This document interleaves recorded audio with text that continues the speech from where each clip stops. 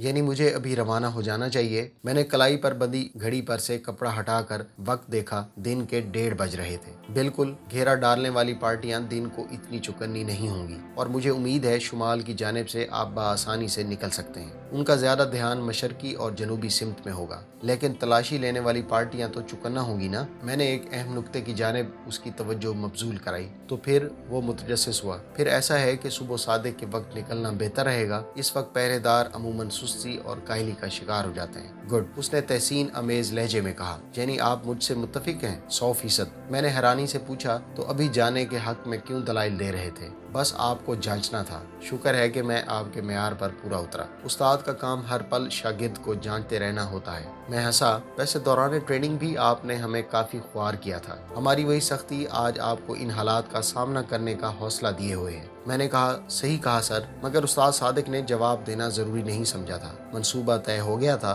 بس عمل کرنا باقی تھا۔ پیاس کی وجہ سے کچھ کھانے کو بھی جی نہیں چاہ رہا تھا۔ شام کے وقت میں نے ایک بار پھر دشمن کی باتیں سنی، انہیں اکٹھا ہونے کا حکم دیا جا رہا تھا۔ میں رات کو کوشش کے باوجود بہت تھوڑی نیند لے سکا تھا۔ پیاس کی زیادتی اور پھر آنے والے لمحات کے خیال نے مجھے بے چین رکھا تھا۔ 3:15 بجے کے قریب مجھے استاد صادق نے آواز دی، ذیشان۔ میں تیار ہوں سر، میں چابک دستی سے بولا اور درخت سے نیچے اتر گیا۔ اس سے پہلے میں اطراف کا جائزہ لینا نہیں بھولا تھا۔ گو ہم نے کل سے کچھ نہیں کھایا تھا، کیونکہ پانی کی غیر موجودگی میں خشک بسکٹ کھانا پیاس کو بڑھانے کا موجب ہی بنتا ہے، اور درختوں کے پتے اس لیے نہیں چبائے تھے کہ ابھی تک ہماری پیاس برداشت سے باہر نہیں ہوئی تھی۔ پھر بھی تھوڑی بہت حاجت محسوس ہو رہی تھی۔ فریش ہونے کے بعد میں جانے کے لیے تیار تھا۔ استاد صادق نے میری جانب میرا اسمال پیک بڑھاتے ہوئے کہا، میں نے اپنی واٹر بوتل بھی تمہارے پیک میں ڈال دی ہے تاکہ زیادہ پانی لا سکو۔ ٹھیک ہے سر، میں نے اسبات میں سر ہلا دیا۔ طلوع آفتاب سے پہلے گھیرے سے نکل جانا، ورنہ پھنسنے کا خطرہ بڑھ جائے گا، استاد صادق نے مجھے آخری نصیحت کی،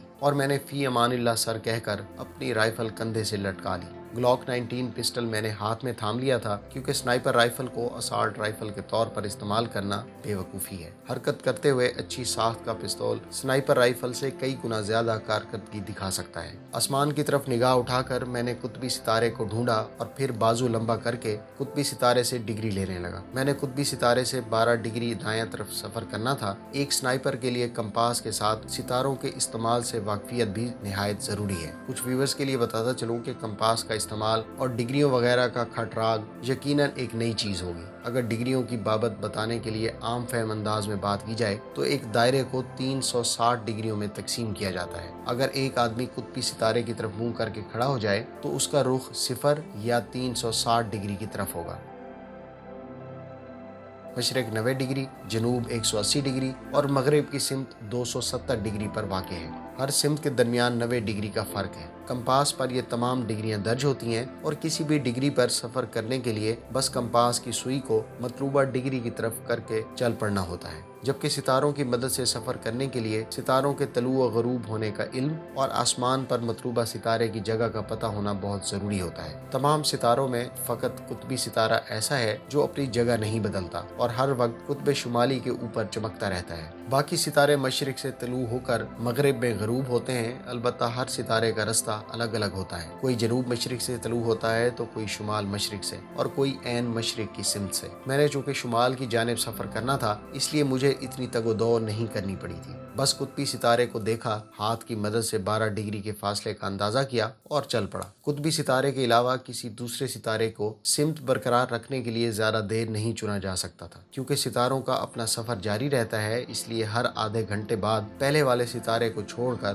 دوسرا چننا پڑتا ہے۔ میں گائے گائے نائٹ ویژن اینک میں بھی جھانک کر دایاں بایاں کے علاقے کو دیکھ لیتا تھا۔ چلتے وقت حت الوسع میری کوشش یہی تھی کہ میرے پاؤں کی آواز پیدا نہ ہو۔ گو اس طرح میری رفتار کافی سست ہو گئی تھی، مگر کبھی نہ پہنچنے سے دیر سے پہنچنا بہت بہتر تھا۔ رستے میں مجھے دشمن کی کوئی پارٹی نظر نہ آئی۔ یقیناً زیادہ تر پارٹیاں مشرقی سمت میں کھڑی چٹانوں کے سلسلے کے نزدیک گھنے جنگل میں موجود تھیں۔ درختوں کا سلسلہ ختم ہونے کے قریب ہوا تو میری رفتار مزید سست ہو گئی اور میں قریباً رینگ رینگ کر آگے بڑھنے لگا۔ اندھیرے کو ختم کرنے کے لیے روشنی اپنے رخ سے آہستہ آہستہ نقاب سرکا رہی تھی۔ جھاڑیوں کی آخری لائن کے قریب میں لیٹ گیا۔ میرے سامنے وہی خشک نالہ تھا جسے دشمن سفید نالہ کے نام سے پکارتا تھا۔ اسی نالے کی دوسری جانب میں نے دشمن کے سریش نامی آدمی کو ہلاک کیا تھا۔ ہلکے اندھیرے میں مجھے دور سے 2 ہیولے اپنی طرف بڑھتے نظر آئے۔ ان کے انداز سے ظاہر تھا کہ وہ دونوں سنتری ہیں۔ میں وہیں دبک کر لیٹا رہا یہاں تک کہ وہ میرے قریب سے گزرتے چلے گئے۔ دونوں دھیمے لہجے میں باتیں کر رہے تھے۔ موضوع سخن گھریلو مسائل اور تنخواہ کی کمی تھی۔ ان کے چند قدم آگے جاتے ہی میں کرالنگ کرتا ہوا خشک نالے سے گزرنے لگا۔ گو یہ رسک تھا، مجھے مکمل طور پر ان کی روٹین سے واقف ہوئے بغیر ایسا نہیں کرنا چاہیے تھا، مگر وقت کی کمی نے مجھے یہ قدم اٹھانے پر مجبور کیا تھا۔ اور یوں بھی ان دونوں سنتریوں کا بے پروانہ انداز اس بات کا مظہر تھا کہ انہیں میرے اس سمت آنے کی کوئی امید نہیں تھی۔ ان کے پیچھے مڑنے سے پہلے میں نے نالا عبور کر لیا تھا۔ ایک جھاڑی کی آڑ لے کر میں نے نالے میں نگاہ دوڑائی۔ پہلے نظر آنے والے پہرے دار تو ابھی تک نہیں پلٹے تھے، البتہ وہ جس سمت سے آئے تھے اس طرف سے دو اور پہرے دار ٹہلتے ہوئے آگے آ رہے تھے۔ میں نے اس جھاڑی کی آڑ میں پیچھے کھسکنا شروع کر دیا۔ اچانک میری سماعتوں سے کسی کے قدموں کی آواز ٹکرائی۔ وہیں دبک کر میں نے آواز کی طرف نگاہ دوڑائی۔ وہ میرے چھپنے کی جگہ سے 2 جھاڑیاں پہلے بیٹھ گیا۔ یقیناً وہاں ٹوائلٹ کی سہولت موجود نہیں تھی، اس لیے صبح سویرے جس کا جدھر منہ ہوتا وہ چل پڑتا۔ اس کے فارغ ہونے تک میں وہیں دبکا رہا۔ اس کے واپس پلٹتے ہی میں رینگتا ہوا آگے بڑھ گیا۔ روشنی کی جارحیت بڑھتی جا رہی تھی۔ میں جھاڑیوں کی آڑ لیتا وہاں سے دور ہوتا گیا۔ طلوع آفتاب تک میں اس نالے سے 400-500 میٹر دور آ گیا تھا۔ گو اس علاقے میں خطرہ کم تھا، مگر میں نے احتیاط کا دامن ہاتھ سے نہ چھوڑا۔ ایک مرحلہ تو بخیر و عافیت گزر گیا تھا، اب پانی بھر کر واپسی کا مرحلہ باقی تھا۔ واپسی کے لیے مجھے لازماً رات کا انتظار کرنا پڑتا۔ مجھے استاد صادق کا خیال آیا۔ میں نے سوچا استاد صادق کو آج کا دن بھی پیاسا گزارنا پڑے گا۔ اب میں جھکے جھکے انداز میں چل رہا تھا۔ نالے سے چشمے کا فاصلہ قریباً 3 کلومیٹر تھا۔ میں آدھے کلومیٹر کا فاصلہ طے کر چکا تھا اور اب گویا 2.5 کلومیٹر کا فاصلہ باقی تھا، لیکن یہ تمام رستہ مسلسل چڑھائی پر مشتمل تھا، اس لیے قدرتی طور پر میری رفتار سست رہی۔ میں مزید 100 میٹر آگے گیا ہوں گا کہ اچانک میرے کانوں میں تیز فائرنگ کی آواز گونجی۔ میں چونک کر پلٹا اور ایک ابری ہوئی چٹان کی آڑ میں پیچھے کی جانب نظریں دوڑانے لگا۔ شاید میں دیکھ لیا گیا ہوں گا، میرے ذہن میں سب سے پہلے یہی سوچ ابھری، مگر پھر میں نے نفی میں سر ہلا کر اس سوچ کو دور جھٹکا۔ اگر میں نظر آ گیا ہوتا تو گولیوں کا رخ میری جانب ہونا چاہیے تھا۔ میں نے دوربین آنکھوں سے لگا کر منظر کو مزید قریب کیا اور یہ دیکھ کر میرا خون خشک ہونے لگا کہ گھیرے میں موجود تمام آدمی اپنے اپنے ہتھیار سونتے جنگل کے اندر کی طرف بھاگ رہے تھے۔ اچانک مجھے واکی ٹاکی کا خیال آیا اور میں نے اسے جلدی سے آن کر لیا۔ کوئی شخص چیخ چیخ کر اپنے ہلاک ہونے والے 2 آدمیوں کی رپورٹ دے رہا تھا، جنہیں کسی سنائپر کی گولی نے لقمہ اجل بنا دیا تھا۔ انہیں محتاط رہنے کا مشورہ دے کر کنٹرول تمام پارٹیوں کو اسی سمت اکٹھا ہونے کا حکم دے رہا تھا۔ استاد صادق، میں آپ کو ایسا نہیں کرنے دوں گا۔ میں نے خود کلامی کرتے ہوئے اپنی رائفل کندھے سے اتار کر ہاتھ میں تھامی اور ٹیلیسکوپ سائٹ کے کور اتار کر شست لینے لگا۔ دشمن کے نالے کے اطراف میں موجود سپاہ میری رینج میں تھی۔ ایک بندے کے سر کا نشانہ لے کر میں نے بغیر کسی جھجک کے ٹریگر پریس کر دیا۔ ٹرنچ کی آواز نے مجھے بوکھلا دیا۔ میں نے جلدی سے رائفل کاک کی، لیکن میگزین خالی تھی اور اس کے ساتھ ہی مجھ پر انکشاف ہوا کہ وہ میری رائفل نہیں ہے۔ میں نے جلدی سے اسمال پیک پیٹ سے اتارا اور اس میں موجود فالتو راؤنڈ نکالنے کے لیے اپنا ہاتھ داخل کیا، مگر میرا ہاتھ نامراد باہر آیا۔ استاد صادق نے سٹائر سنائپر رائفل کی تمام گولیاں نکال لی تھی اور ان کی جگہ اپنا پسٹل اس نے میرے جھولے میں رکھ کر چھوڑا تھا۔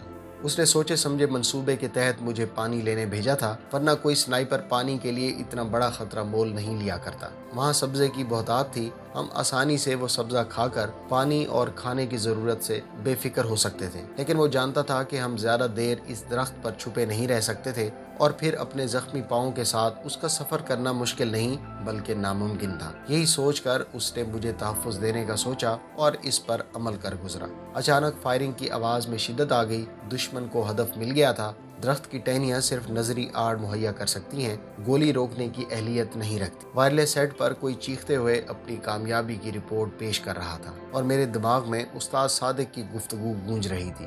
یہ تو تم جانتے ہو کہ ہر سنائپر ریٹائر ہوتے وقت اپنی رائفل اپنے جانشین کے حوالے کیا کرتا ہے۔ اس نے صبح میرے درخت سے اترتے ہی میری رائفل کی جگہ اپنی رائفل رکھ دی تھی اور میرے اسمال پیک سے سٹائر سنائپر کے تمام راؤنڈز بھی نکال لیے تھے تاکہ میں جوش میں آ کر دشمن پر فائرنگ کرنا نہ شروع کر دوں۔ البتہ اپنے استاد ہاشم کی طرح اپنا پستول اپنے جانشین کے حوالے کرنا اسے نہیں بھولا تھا۔ دھوکے باز استاد کا دھوکے باز شاگرد، میں خود کلامی کے انداز میں بڑبڑایا اور میری آنکھیں بھیگتی چلی گئی۔